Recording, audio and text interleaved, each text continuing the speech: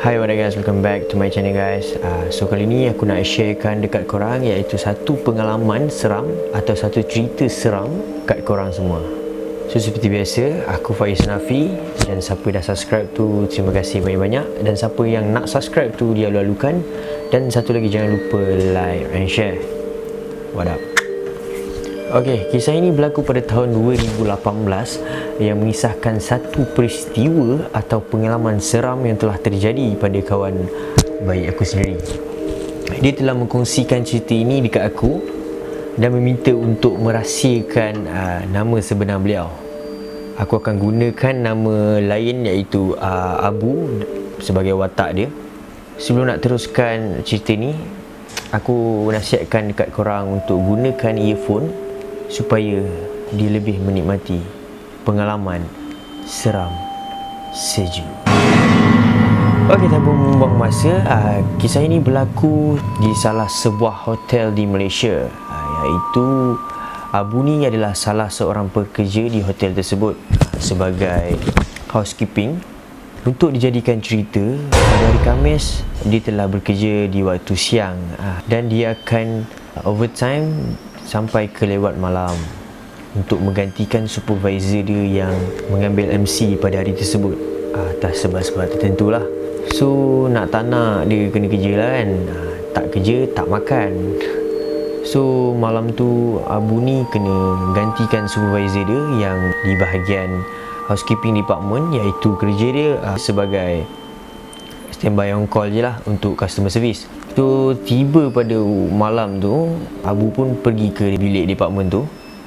Setelah beberapa jam tiada panggilan yang masuk.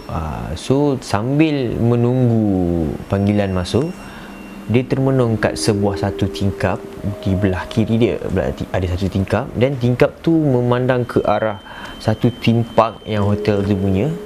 Tapi waktu tu dah gelap lah kan. So dia termenung je lah kan. Dia termenung, dia tengok kan, sambil menunggu call masuk.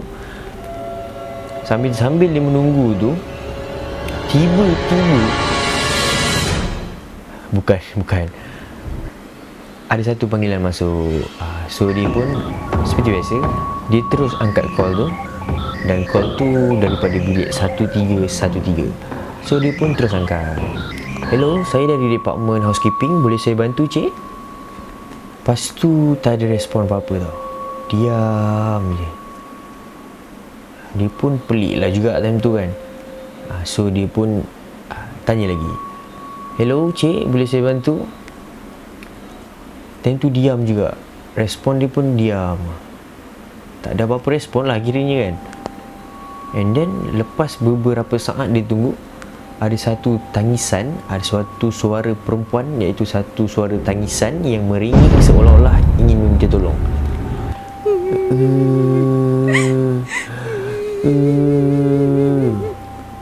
Abu tu pun rasa heran lah kan. Kenapa dia nangis kan? So dia tanya lagi. Hello cik, boleh saya bantu cik? Ada apa-apa masalah ke? Tak ada respon apa-apa, cuma tangisan.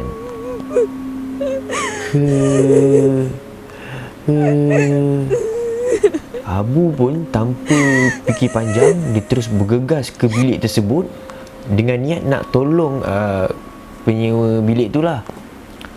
Lari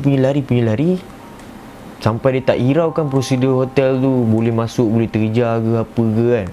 Sampai je kat depan pintu bilik dia tu, dia pun tercungap-cungap. Dia ketuk pintu sambil tekan loceng. Ting ting tok tok tok. Ting ting tok tok tok. Cik? Oh cik, saya ke depan ni cik. Ada apa yang saya boleh tolong? Ting tong tok tok tok. So diam je, tak ada apa-apa respon.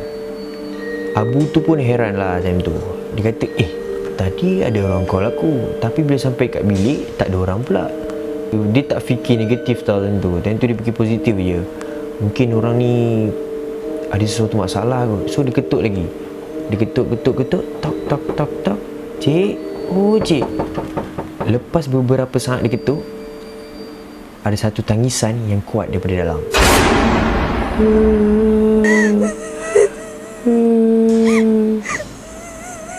pun Abu ni pula jenis memang nak tolong orang ni kan. Dia pun buka daripada poket dia, tarik daripada kad daripada poket dia, iaitu access card. Dia buka lock pintu tu. Dia buka lock tu, satu bau yang agak wangi kat dalam bilik tu tau. Dia punya wangi memang tak dapat nak digambarkan. Memang wangi, dia wangi bunga tau. Dia pun pelik lah, tapi tak ada nampak slipper ke apa, tak ada kasut ke depan tu kan. Time tu memang gelap, so tak perasan sangat. And then dia buka lampu, lampu cerah. Memang tak ada orang. Katil dengan sofa semua memang tersusun rapi. Memang tak ada orang sewa dalam tu. Dia pun tadi siapa yang call aku? Fikiran dia time tu memang selalu gila lah. Ada yang positif, ada yang negatif.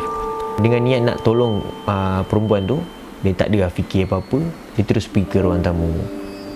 Pergi je ke ruang tamu sambil dia menyapa perempuan tu. Cik, saya ni cik. Kalau ada masalah boleh cerita kat saya cik. Lepas tu, sambil mencari perempuan tu, dia rasa satu angin yang agak laju lalu di belakang dia tau.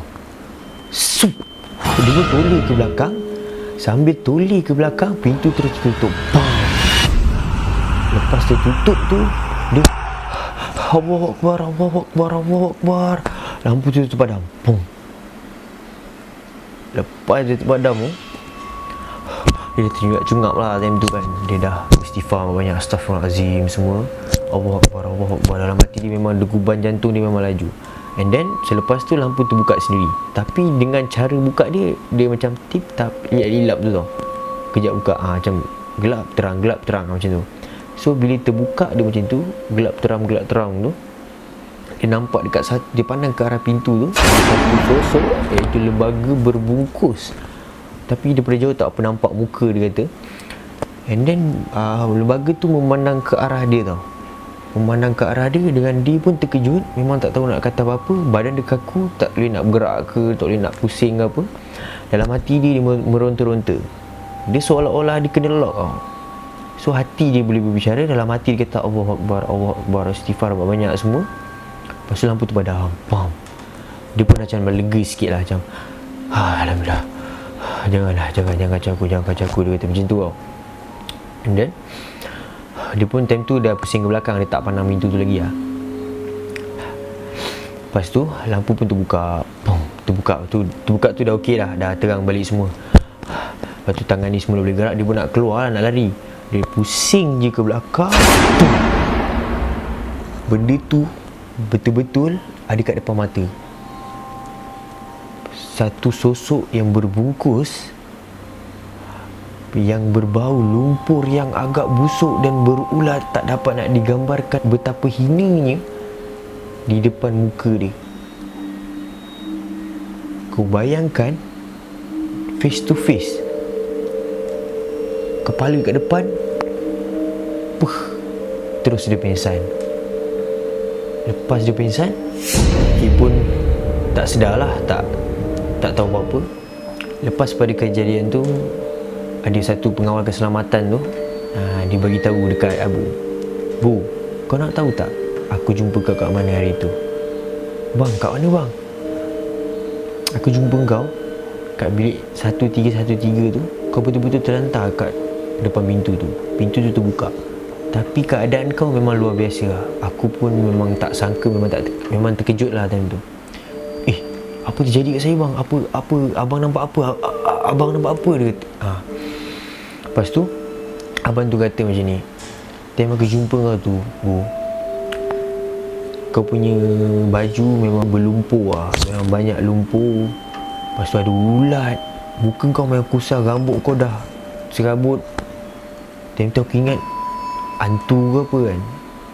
Lepas aku nampak kau tu, aku terus call ambulans dan hantar ke hospital. Aku tak tahu kau sakit apa.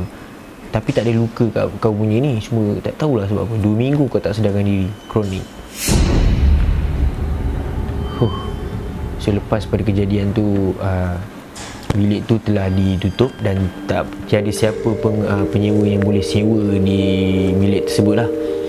So So Abu pun cerita benda yang sebenar dekat abang pengawal keselamatan tu dengan rakan-rakan kerja dia yang lain, cerita apa yang berlaku pada hari tersebut. Kisah ni based on experience daripada kawan aku. So dia ceritakan dekat aku, and then aku ceritalah kat korang balik dengan cara video ni. So harap video kali ni bermanfaat untuk korang, dan video kali ni dapat menghiburkan korang. So kalau korang rasa ada story nak share kat aku, kisah seram korang ke, kisah apa ke, so korang boleh share kat aku, and then aku akan buat untuk next video.